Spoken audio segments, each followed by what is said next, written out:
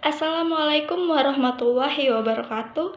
Perkenalkan, nama saya Iga Fasyahana Sandri dengan NPM 2101010040 dengan kode UKI 013D.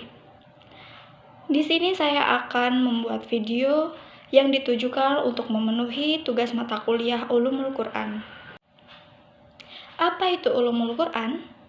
Ulumul Quran asal menurut bahasa Arab yang terdiri menurut dua istilah penyusun, yaitu ulum dan Al-Quran. Kata ulum sendiri adalah bentuk jamak menurut istilah ilm. Ulum berarti al-fahmu wa al-ma'rifat atau pemahaman dan pengetahuan. Sedangkan ilm yang berarti al-fahmu wa al-idrak atau paham dan menguasai. Sebelum melangkah ke pengertian ulumul Quran, perlu terlebih dahulu mengetahui apa hakikat menurut Al-Quran itu sendiri. Kata Al-Quran asal menurut bahasa Arab adalah akar istilah menurut qira'a atau membaca.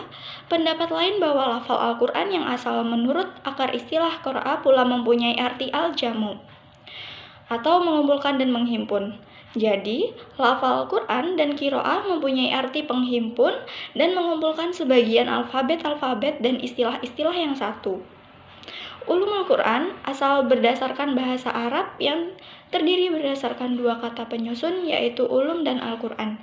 Kata ulum sendiri adalah bentuk pengertian Al-Quran dari Quraisy Shihab secara harfiah berarti bacaan sempurna.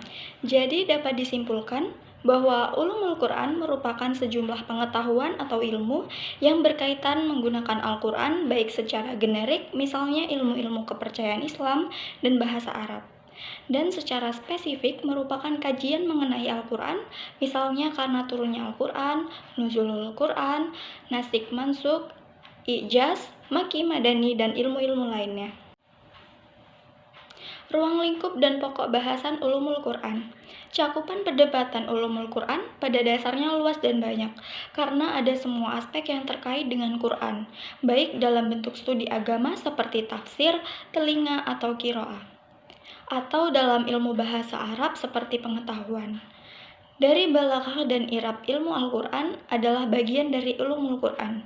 Selain banyak ilmu lain yang terangkum di sana. Misalnya, As-Suyuti dalam kitab Al-Itqan menjelaskan hingga 80 cabang ulumul Quran.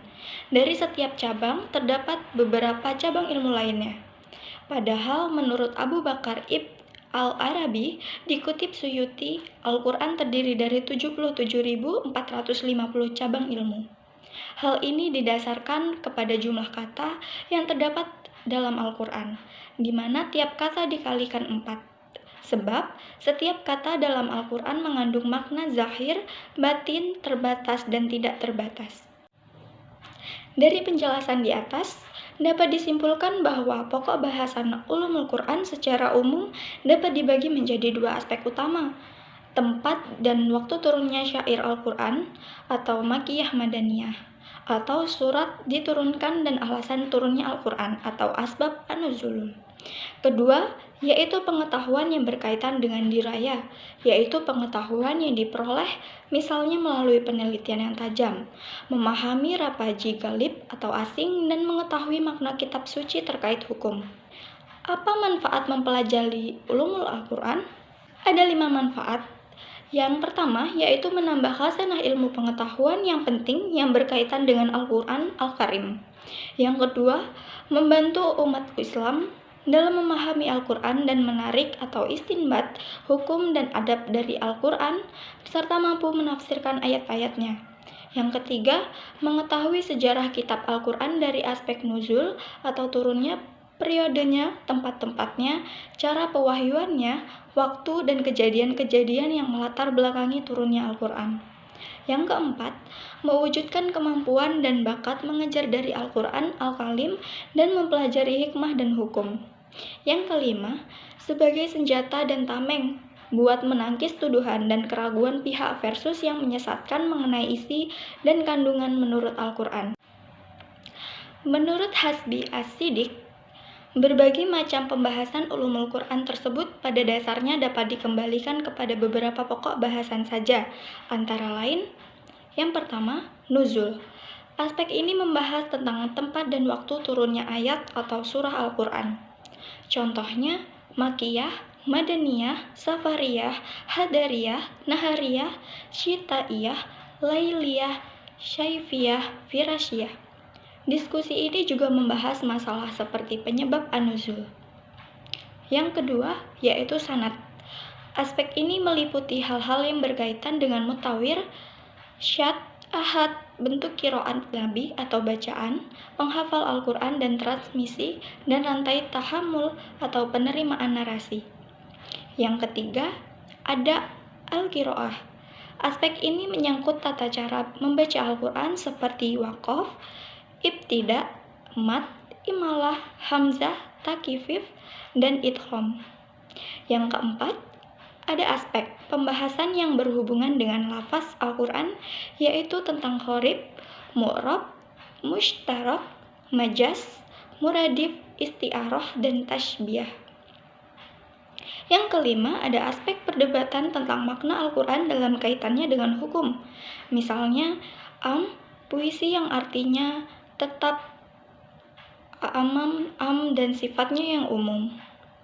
Yang keenam, ada aspek pembahasan makna Al-Quran terkait rapaji, yaitu fas, was, itnab, ijaz, musawah, dan khosa. Tujuan primer ulumul Quran merupakan untuk mengetahui arti-arti menurut untaian kalimat Al-Quran, penerangan ayat-ayatnya, dan liputan makna-maknanya dan hal-hal yang samar, mengemukakan hukum-hukumnya, dan selanjutnya melaksanakan tuntunannya buat memperoleh kebahagiaan global dan akhirat. Letak urgensi pada menyelidiki ulumul Quran yaitu pemahaman yang baik terhadap ilmu ini adalah neraca yang sangat seksama dan bisa digunakan sang mufasir pada tahun firman Allah dan mencegahnya secara generik buat melakukan kesalahan. Dan kadangkala pada tafsir Al-Quran, ulumul Al-Quran sangat erat kaitannya menggunakan ilmu tafsir. Metode pendekatan ulumul Al-Quran. Metode dan pendekatan merupakan adalah rangkaian yang terpisahkan satu sama lainnya pada melakukan kajian atau penelitian. Pendekatan merupakan suatu upaya buat menafsirkan, tahu, dan menyebutkan sebuah ayat atau objek eksklusif sinkron menggunakan disiplin ilmu yang dimiliki sang seorang. Adapun terkait menggunakan metode dan pendekatan tafsir Al-Quran ini secara garis besar pada bagi sebagai empat macam, yaitu metode ijmali atau global. Ijmali secara etimologi berarti global. Sebagai akibatnya, bisa diartikan tafsir al-ijmali merupakan tafsir ayat Al-Quran yang menjelaskannya masih bersifat global. Secara terminologis, berdasarkan Al-Farmawi, merupakan penafsiran Al-Quran menurut urutan-urutan ayat menggunakan suatu urutan yang ringkas dan menggunakan bahasa yang sederhana. Sebagai akibatnya, bisa dikonsumsi sang seluruh kalangan rakyat, baik yang umum juga yang intelek. Ciri-ciri karakteristik yang nampak dalam metode ijmali merupakan mufasirnya eksklusif, menafsirkan Al-Quran menurut awal hingga akhir tanpa perbandingan, dan penetapan judul. Selain itu, masih ada ruang atau kesempatan buat mengungkapkan secara rinci, tetapi tafsirannya ringkas dan umum. Seakan-akan kita masih membaca Al-Quran, walaupun sebenarnya yang kita baca merupakan buku tafsirnya. Yang kedua ada metode tahlili. Tahlili merupakan akar istilah berdasarkan hala.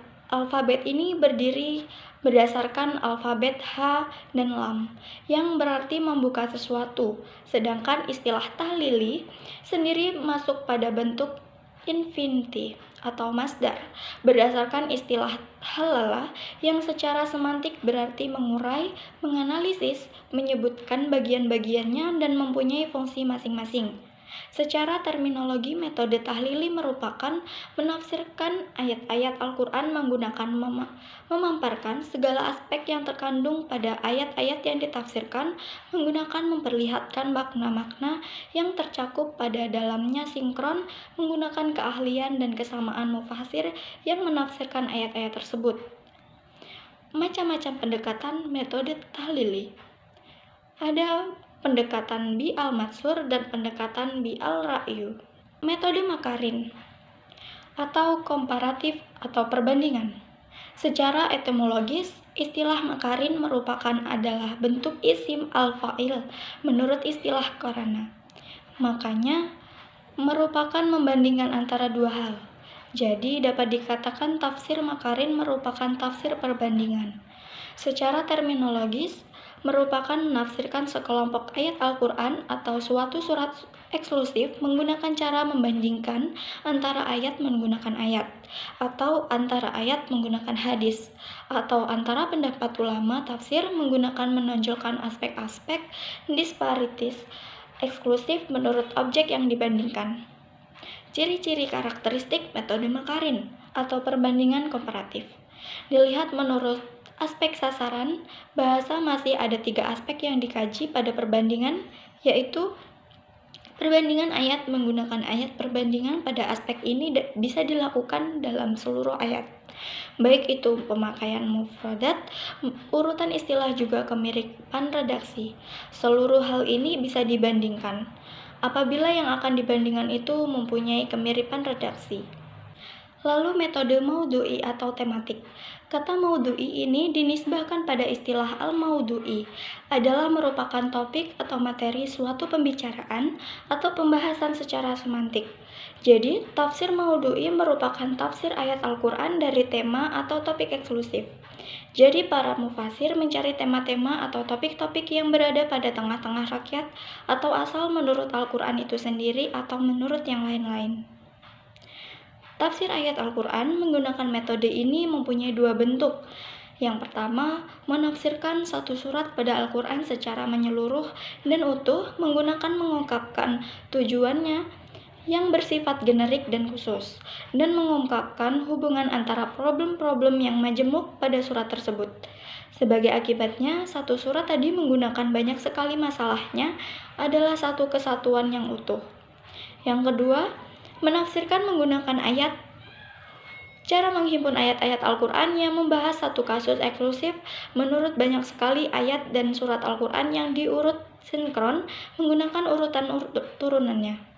Lalu mengungkapkan pengertian secara menyeluruh menurut ayat-ayat tadi buat menarik petunjuk Al-Quran secara utuh mengenai kasus yang akan dibahas. Sejarah pertumbuhan ulumul Quran. Ulumul Quranir lahir sekaligus menjadi ilmu yang terdiri berdasarkan banyak sekali macam cabang. Ulumul Quran sebagai suatu disiplin ilmu melalui proses pertumbuhan dan perkembangan sinkron menggunakan kesempatan dan kebutuhan buat membenahi Al-Quran berdasarkan segi eksistensi dan pemahamannya. Oleh lantaran itu, menjadi seorang muslim perlu buat menghusut sejarah ulumul Quran, di mana Az-Zarqani mengklasifikasikan sejarah ulumul Quran menjadi 3 tahapan perjalanan sebagai berikut, yaitu sebelum masa kodifikasi pada masa Rasulullah SAW dan para temannya. Ulumul Quran belum dikenal menjadi suatu disiplin ilmu yang berdiri sendiri dan tertulis. Pada teman yang adalah orang-orang Arab orisinil, dalam masa itu bisa mencicipi struktur bahasa Arab yang tinggi dan tahu apa yang diturunkan pada Rasul. Jika mereka menemukan kesulitan pada tahu ayat-ayat tertentu, maka mereka menanyakan eksklusif pada Rasul SAW. Adapun karena mengapa ulumul Quran belum dikodifikasikan dalam masa Nabi dan sahabat. Permulaan masa kodifikasi. Wilayah Islam dalam era Khalifah Utsman bin Affan semakin bertambah luas, sebagai akibatnya terjadi perbauran antara rakyat Arab dan bangsa-bangsa yang mengetahui bahasa Arab. Keadaan demikian menimbulkan kekhawatiran sebagian menurut teman akan tercemarnya keistimewaan bahasa Arab. Bahkan lebih dikhawatirkan akan mengganggu qiraah Al-Quran yang sebagai baku bacaan rakyat Arab dalam ketika itu. Sebagai solusi, maka disalinlah menurut tulisan-tulisan aslinya sebuah Al-Quran yang lalu dikenal menggunakan mushaf imam. Proses penyalinan Al-Quran yang ini, metode penulisan Al-Quran yang lalu dikenal menjadi ilmu ar-rasam al-Utsmani atau ilmu ras Al-Quran, yang disinyalir sang sebagian ulama menjadi dasar atau tonggak awal keluarnya ulumul Quran. Lalu dalam masa Khalifah Ali bin Abi Thalib, Lan, pada bahasa dan berbahasa Arab semakin parah untuk membentengi bahasa Arab dan tentunya Al-Quran berdasarkan aneka macam kesalahan bacaan. Maka Khalifah Ali memerintahkan Abu al-Aswad al-Du'ali buat menciptakan kaidah atau gramatikal bahasa Arab. Lantaran insiden ini, sebagian pakar lalu menyebut Ali menjadi pencetus ilmu nahwu atau ilmu i'rab Al-Quran. Dalam uraian pada di atas, secara garis besar bisa dikatakan bahwa perhatian para pembesar teman dan tabi'in ketika itu merupakan membuatkan ulumul Quran secara riwayat dan talqin berdasarkan verbal ke verbal. Masa kodifikasi. Kemudian datanglah masa kodifikasi. Di era ini, banyak sekali buku mengenai ulumul Quran pun ditulis dan dikodifikasikan. Namun, poin yang sebagai prioritas primer para ulama di masa itu merupakan ilmu tafsir, lantaran ilmu ini dipercaya mempunyai fungsi yang sangat penting pada proses pemahaman dan penerangan isi Al-Quran. Adapun para penulis pertama pada bidang tafsir merupakan Syu'bah bin Al-Hajjaj, Wali bin Al-Jarrah, dan Sufyan bin Uyainah. Tafsir-tafsir mereka berisi mengenai pandangan dan pendapat para teman dan tabi'in.